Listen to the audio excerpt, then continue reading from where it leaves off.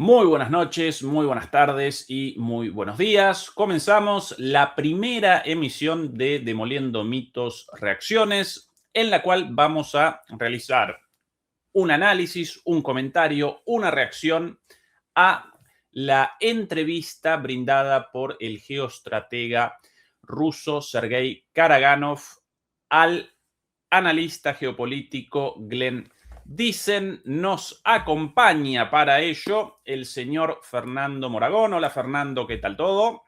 Hola Ezequiel, pues estupendamente, con mis fríos en mi casa, pero en mi casa ya sabéis que es una nevera a lo largo de todo el año y nada, encantado de empezar este primer programa que yo creo que a partir de aquí bueno, va a ser extraordinario.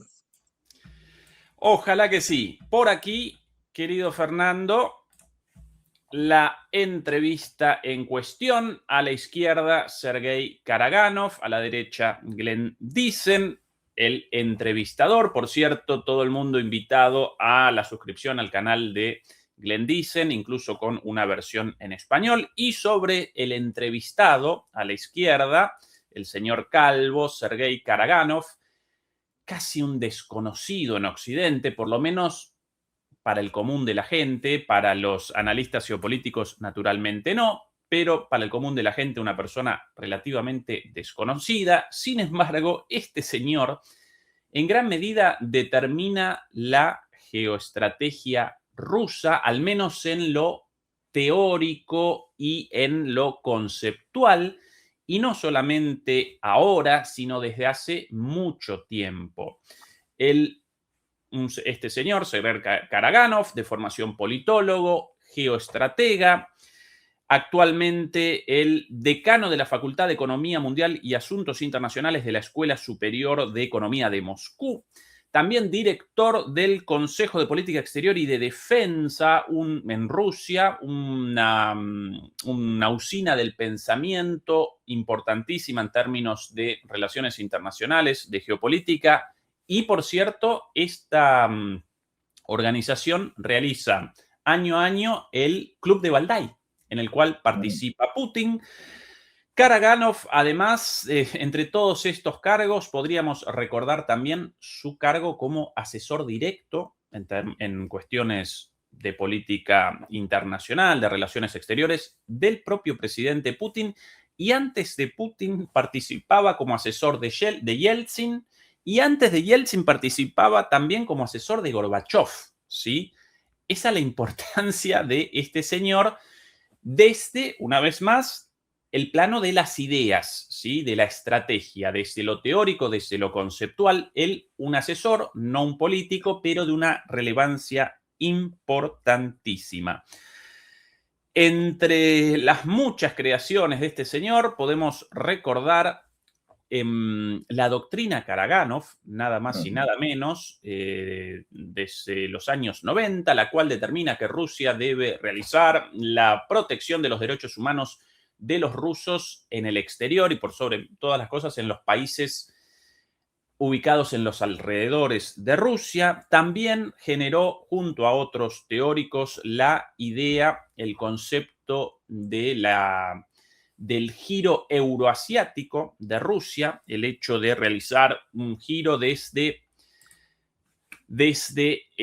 una relación mucho más estrecha y un foco mucho más profundo en Europa hacia el otro lado, hacia el Asia y por sobre todas las cosas hacia China. Esto comenzó hace 15 años más o menos en la práctica. Y también, además de todo esto, en los últimos años patrocina el concepto de la siberización de Rusia, algo incluso más específico que el giro euroasiático de Rusia. Una vez más, una idea del enfoque de Rusia hacia el este y hacia su propia Siberia. Y para redondear esta pequeñísima introducción, además, este señor de alguna manera personifica él mismo o representa él mismo un ejemplo vivo de los giros de la política exterior rusa, porque él en gran medida participó como uno de los promotores del acercamiento de la Rusia inmediatamente después de la Rusia recientemente creada, inmediatamente después de la disolución de la Unión Soviética, él protagonizó los esfuerzos por un acercamiento hacia Occidente, hacia Europa y por sobre todas las cosas hacia Estados Unidos. Incluso participó como el director del Consejo de Relaciones Exteriores en Rusia, el Foreign Council Relations, una usina del pensamiento estadounidense especializada en relaciones internacionales, quizás la más importante del mundo, ¿sí? El think tank estadounidense más importante del mundo, con una sede en Rusia, y él lo capitaneaba, él aparecía como el director de ese instituto, dedicado a los esfuerzos de un giro de Rusia, de esa Rusia recientemente creada después de la disolución de la Unión Soviética, hacia Estados Unidos. Y en esos primeros 10 años, este señor presenció cómo, en lugar de un giro hacia una relación de amistad y de acercamiento, en realidad Estados Unidos, la OTAN y Europa básicamente querían establecer el yugo imperial sobre Rusia, y por ende en un momento este señor abandonó tanto ese cargo como su idea de un acercamiento y comenzó a presentar, a preconizar comenzó a preconizar la idea de un giro de Rusia, hacia Asia, hacia el otro lado, ¿sí? Hacia el euroasianismo. Así que todo esto vivido por este señor, y esta la importancia, y perdón por presentarlo tan largamente, pero este señor casi un desconocido, y lo vamos a presentar aquí, y además últimamente también, además de todas estas cosas fundamentales, este señor desde hace algunos años comenzó a presentar la idea de la necesidad de un cambio en la doctrina nuclear rusa y la necesidad de el descenso del umbral nuclear. O dicho de otra manera, para él Rusia debería realizar la utilización de armas nucleares mucho más rápidamente, ¿sí? Así que obviamente este señor aparece en el foco de la tormenta y, bueno, desde Occidente lo conceptualizan como al mismo demonio, más o menos, ¿sí? ¿Debería recordar algo más, Fernando? No, simplemente hacer unos apuntes muy breves. Efectivamente, este es un ejemplo clarísimo de lo que tú has señalado, de un liberal desengañado con Occidente. Es decir, un liberal que al final se siente rechazado y se va al lado opuesto. Es decir, se convierte en un antioccidental. Él reconoce dos cosas. Bueno, reconoce muchas, pero vamos, reconoce que no se puede rechazar todo lo que viene de Europa. Es decir, no se puede rechazar la cultura europea y tal, que eso forma parte, de alguna manera, de Rusia, pero incorpora su historia asiática, entre comillas. Es decir, por ejemplo, recupera una cosa que a mí me interesa mucho, que es toda la etapa de la historia de Rusia en donde estuvieron gobernados por los mongoles, en el siglo XIII, XIV, etcétera, dándole un contenido más asiático, digamos. Eso por un lado.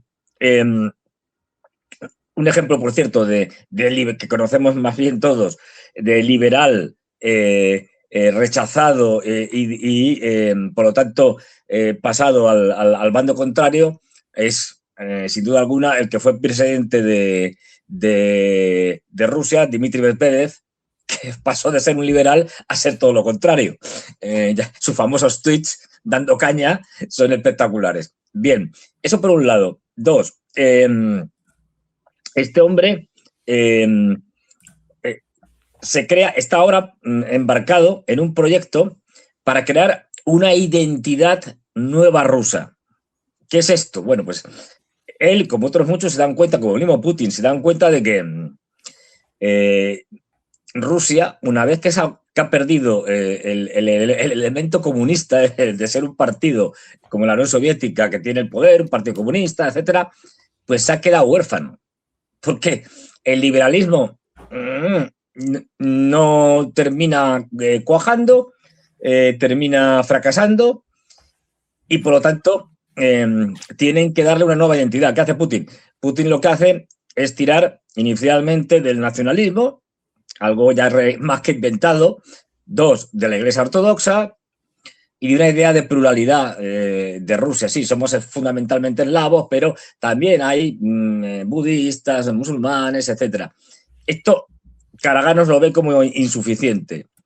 Y él está embarcado ahora, como digo, en un proyecto que tú has señalado, la siberianización. ¿Y esto qué es? Bueno, pues básicamente es que él se da cuenta de que hay que crear una nueva identidad rusa, un nuevo concepto de Rusia diferenciado del resto de los países y de las culturas. Introducen una cosa muy de moda desde hace mucho tiempo, pero que a mí no me gusta nada, que es el concepto de civilización rusa, como algo diferenciado, a una entidad diferenciada de otras grandes civilizaciones como la China, por ejemplo, o lo que ellos llaman la civilización occidental, la civilización europea y tal. Pues bueno, y este hombre lo que hace y lo que está embarcado ahora es en crear eso. Y para eso dice básicamente lo que tú señalabas de, bien, Europa ya no la necesitamos, Europa se ha vuelto contra nosotros, es agresiva contra Rusia. A partir de ahí, hacemos ese giro hacia Oriente. Incluso defiende la idea de que debería instalarse una capital nueva en Siberia, porque rescata una idea muy vieja que se puede resumir en una frase popular que hay en Rusia, que es, bueno, Moscú es la gran capital cosmopolita de Rusia. San Petersburgo es la gran capital de la cultura, del arte, de la historia, con sus grandes museos, etcétera, como el Hermitage. Pero si quieres conocer Rusia, tienes que irte a Siberia. Eso no es Rusia. Bien. Comencemos entonces con la entrevista de Glenn Diesen a la derecha a Sergei Karaganov a la izquierda, lógicamente ya doblada al español.